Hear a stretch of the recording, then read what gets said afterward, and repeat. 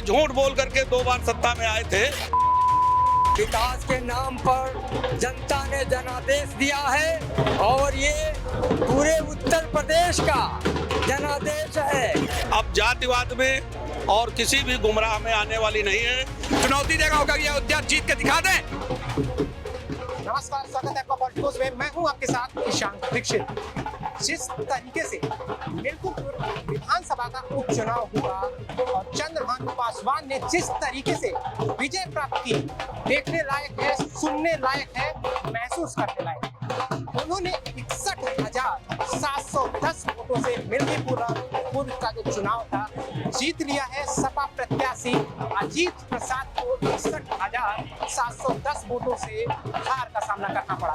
1,46,000 कुछ मत जो है उनको मिले थे। उसके बाद जिस तरीके से देखा जाए तो ये बीजेपी का प्रदेश कार्यालय हुए, मेरी मौजूदगी यहीं पर है और आप देख रहे होंगे चारों तरफ जश्न का माहौल है, ढोल नगाड़े हैं, गुलाल उड़ रहा है, लगातार यहाँ पर लोग मौजूद हैं और यहाँ पर एक तरीके से एक देखिए शख्स है, बीजेपी का झंडा लहर रहा है। पूरे प्रदेश कार्यालय में जश्न का माहौल है। एक मेरे साथ चाचा मौजूद है, जानने का प्रयास करें मिल्कीपुर चुनाव को लेकर। जिस तरीके से 61,710 वोटों से चंद्रभानु पासवान चुनाव जीते हैं, क्या कहेंगे? ये मिल्कीपुर की जनता माननीय योगी आदित्यनाथ के चेहरे पर चुनाव हुआ है। अब विकास के नाम पर जनता ने जनादेश दिया है और ये पूरे उत्तर प्रदेश का जनादेश है। केवल मिल्कीपुर का नहीं, जनता ने करारा तमाचा दिया है समाजवादी पार्टी के मुखिया अखिलेश यादव को कि ये चुनाव आयोग को मृत घोषित कर दिया है। ये खुद मृत घोषित हो गया। इसको लेकर अखिलेश यादव ने सफेद कपड़े की बात कही थी। वही तो बात है, ये हार की हताशा है। अब ये जा करके निष्पक्ष चुनाव हुआ है, चुनाव आयोग से ये माफी मांगे और पुलिस प्रशासन बधाई का पात्र है। जनता निष्पक्ष चुनाव करा के दे दिया है और विजय का श्रेय माननीय योगी आदित्यनाथ महाराज को जाता है। अजय राय जो कि प्रदेश अध्यक्ष है कांग्रेस के, उन्होंने कहा है ये प्रशासन और चुनाव आयोग ने मिलकर जीत हासिल की। अजय राय की बातों में कोई दम नहीं है, उनकी बातों को मैं खारिज करता हूं। राम दुलार यादव नाम है हमारा। हम कर्म पर विश्वास करते हैं। विकास के नाम पर जनता वोट किया है और विकास के नाम पर जनादेश दिया है, सबका साथ सबका विकास।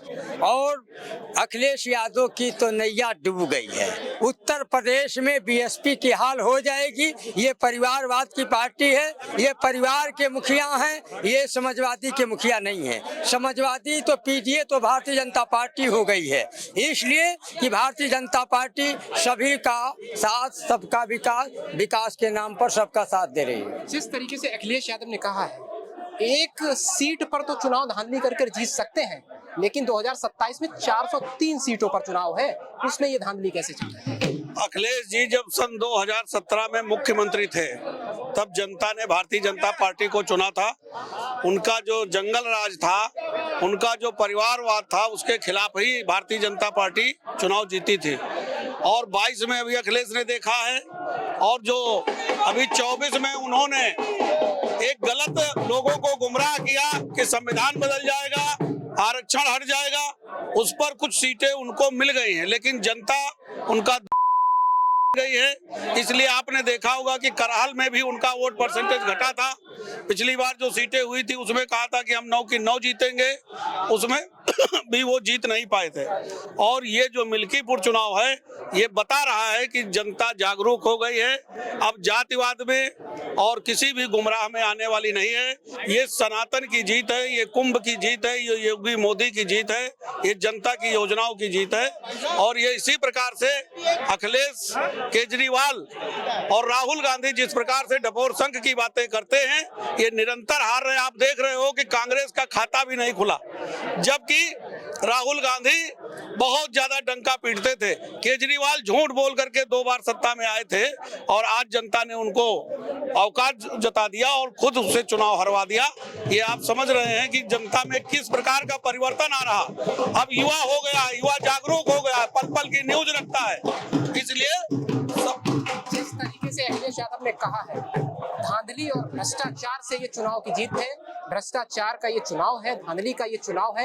एक सीट पर भ्रष्टाचार धांधली हो सकती है, लेकिन 403 सीटों पर देखिए, जब उनकी पत्नी डिम्पल यादव को निर्विरोध सांसद चुन लिया जाता था, उस समय इनका मुंह कहां से जाता था, उस समय इनकी आवाज नहीं निकला करती थी। जिस समय ये हमारे भारतीय जनता पार्टी के बूथ अध्यक्ष नीरज मिश्रा की जिस प्रकार से इन्होंने गला रेत के हत्या करवाने का काम किया था बूथ एजेंट का, किसी से छुपा नहीं है। ये धांधली की बात करते हैं। देखिए, आज इनके अहंकार और अराजकता से उत्तर प्रदेश परेशान है, उसी लिए आज ये जनता का जवाब है। देखिए, उनके सांसद ने कहा था कि जो राम को नहीं, मैं राजा हूं यहाँ का, और मिल्कीपुर की जनता ने बता दिया कि अयोध्या के राजा श्री राम है, और ये जनता विकास पे वोट दिया है। आने वाले समय में 2027 के चुनाव में भी कहते हैं लोकसभा में कैसे हार गए, वो आंसू कैसे पोंछ पाएंगे। देखिए, ये आपको कुछ दिक्कतें हुई, कुछ मिसकम्युनिकेशन की वजह से, कुछ झूठ फैलाकर इन्होंने वोट तो ले लिया, लेकिन अब धीरे धीरे अयोध्या की जनता ने, आपने देखा किस प्रकार से जवाब देने का काम किया। आने वाले समय में आप, अभी मैं कह रहा हूँ, ये लोकसभा से इस्तीफा दे और चुनाव कराने रखने चाहतों को चुनौती दे रहा होगा, ये अयोध्या जीत के दिखा दें, तो मैं जो कहेंगे मैं हार जाऊंगा। ये केवल और केवल भ्रम फैलाने की राजनीति करते हैं, अहंकार की राजनीति करते हैं। उत्तर प्रदेश की जनता ने बार बार 2017 के चुनाव में, 2019 के चुनाव में, 2022 के चुनाव में और 2024 के चुनाव में, मिल्कीपुर चुनाव में, अभी उससे पहले 9 सीटों पे उपचुनाव है, उस चुनाव पे लगातार इनके मुंह पे तमाचा मारने का काम किया। उसके बावजूद ये झूठ और भ्रम फैलाने का काम कर। और बात आती है अजय राय, जो कि प्रदेश अध्यक्ष है कांग्रेस के। उन्होंने दिल्ली चुनाव को लेकर बहुत बड़ी बात कह दी, आम आदमी पार्टी को बी पार्टी बता दिया बीजेपी के साथ। आम आदमी पार्टी कांग्रेस को बी पार्टी बता रही है, कांग्रेस पार्टी आम आदमी पार्टी को बी टीम बता रही है। लेकिन वो समय आपने भी देखा होगा जब ये 6 महीने पहले रामलीला मैदान में सारे भ्रष्टाचारी के साथ खड़े होकर हाथ पे लेके खड़े थे और भ्रष्टाचारी एक हो गए थे। उस समय इनकी बी टीम, ये भारतीय जनता पार्टी को जो बी टीम बता रहे हैं, उस समय इनके साथ खड़ी हुई थी। उस समय इनकी नैतिकता कहाँ चली गई थी। ये सब झूठ और भ्रम की राजनीति करने का काम है, इससे गुमराह नहीं होती। दिल्ली की जनता ने अहंकार और अराजकता को पीछे करते हुए विकास को वोट दिया, और डबल इंजन की सरकार भारतीय जनता पार्टी के नेतृत्व में दिल्ली का विकास करेगी और सही मायने में जो दिल्ली को चाहिए था वो देने का काम करेगी। ठीक है, आपका बहुत बहुत धन्यवाद। जैसे आप मेरे साथ जुड़े, जैसे ये बहुत से लोगों से मैंने बात किया, सब पब्लिक ओपिनियन लिया, जिस तरीके से उन्होंने बताया कि किस तरीके से ये चुनाव जीत। आप देख रहे होंगे, ये लगातार एक तस्वीर और आपके सामने ला रहे हैं, जिस तरीके से ये आतिशबाजी का यहाँ माहौल बन चुका है और आतिशबाजी चलना शुरू हो गई है। यहाँ पर लगातार जश्न का माहौल है पूरे प्रदेश कार्यालय में। मेरे सहयोगी लगातार आपको दिखा रहे होंगे किस तरीके से यहाँ पर जश्न मनाया जा रहा है, आतिशबाजी चलाई जा रही है। जिस तरीके से ये चुनाव मिल्कीपुर जीता है, उस तरीके से बहुत बड़ी जीत मानी जा रही है। ढोल नगाड़े भी यहाँ पर नजर आ रहे हैं। जश्न का माहौल है, आप चारों तरफ देखेंगे, एक बार सहयोगी से कहेंगे दिखाएं, चारों तरफ जश्न का माहौल है, हर तरफ एकदम जश्न का माहौल है, हर तरफ ढोल नगाड़े, मंत्री, बड़े बड़े मंत्री लोग यहाँ पर आ चुके हैं, आगमन हो चुका है। दया शंकर सिंह, भूपेंद्र चौधरी जो प्रदेश अध्यक्ष है, वो भी यहाँ पर पहुंच चुके हैं। वही बात करें ब्रजेश पाठक जो डिप्टी सीएम है, वो भी यहाँ पर पधार चुके हैं, और कई मंत्री अभी आना बाकी है। आप देख रहे होंगे कितना जमा बड़ा मीडिया की टीम लगातार यहाँ पर जमा लगा हुआ है, लगातार लोग यहाँ पर कर रहे हैं। इस तरीके से आप देख रहे होंगे किस तरीके से यहाँ पर लगातार मीडिया टीम जो है लगी डटी हुई है। बीजेपी ने जिस तरीके से मिल्कीपुर चुनाव में जिस तरीके से पूर्ण बहुमत भारी मतों के साथ विजय प्राप्त किया, उस तरीके से आपको बता दें एक बार फिर से, चंद भानु ने जिस तरीके से चुनाव को जीता है। कैमरा पर्सन रवि के साथ मैं Ishan Dixit, Politicos news, Lucknow. Please subscribe to the channel and download the Politicos app from the links in the description.